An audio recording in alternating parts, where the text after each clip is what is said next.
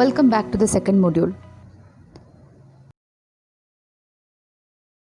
As I already said in the first module, this lesson, The 100 Dresses, Part 1, is about a girl named Vanta who claims to have 100 dresses. Before you start reading the lesson, just read the questions given. How do we judge the people around us? By their money, wealth and possessions? Or is there something of more enduring value to look for in a person? What do you think? As I already said in the first module, this lesson, The 100 Dresses Part 1, is about a girl named Vanda who claims to have 100 dresses. This Vanda Petrinsky is a young Polish girl who goes to school with other American children in an American town.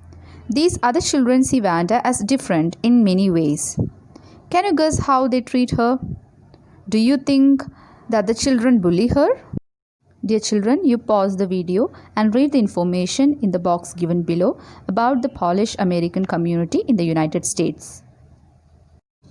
This story revolves around a girl named Vanda Petrinsky and her classmates Peggy and Madeline who made fun of her. The plot of the story opens upon Monday. Even Peggy and Madeline did not notice that Vanda was not present. These were the girls who began all the teasing. Vanda generally used to sit in the corner of the classroom where the not so academically brilliant and loud guys sat. It was that part of the classroom which was the dirtiest, but Vanda was not like those boys. She was silent to the extent that nobody had ever seen her laugh. Since Vanda was not like those boys, no one ever understood why she sat there. There were only guesses that it is because she came from Bogans Heights and her shoes were usually dirty with all the mud. People hardly noticed her in the classroom as she was silent and alone all the time. It was only before or after school hours, when groups of kids used to wait for her to mock her, that they thought of her. Some used to wait even at the cost of getting late for school. The fact that Vanda was not present on Tuesday as well got unnoticed. But it was on Wednesday when Maggie and Paddy noticed her absence.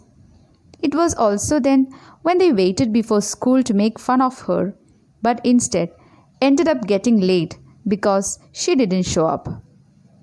Peggy was the most famous girl who wore good and tidy clothes. She sat with the toppers of the class. No one ever got curious about why Vanda was no longer coming to school. All they cared was they couldn't make fun of her. Vanda was a Pole who had immigrated to America.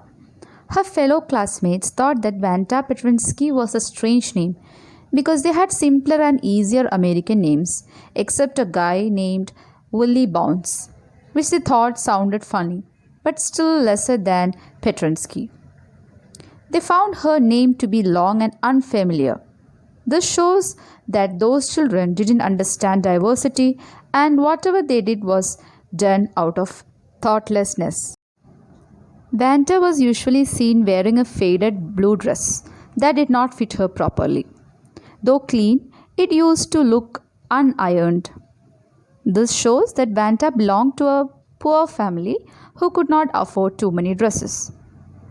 Ironically, a lot of people talked to her, but she didn't have any friends because all of them talked to her in order to make fun of her. From her tale about 100 dresses to her unfamiliar name, they found it all amusing. When she used to watch little girls play in the ground, it was at that time other students surrounded her to mock her. Let's continue the lesson in the next module.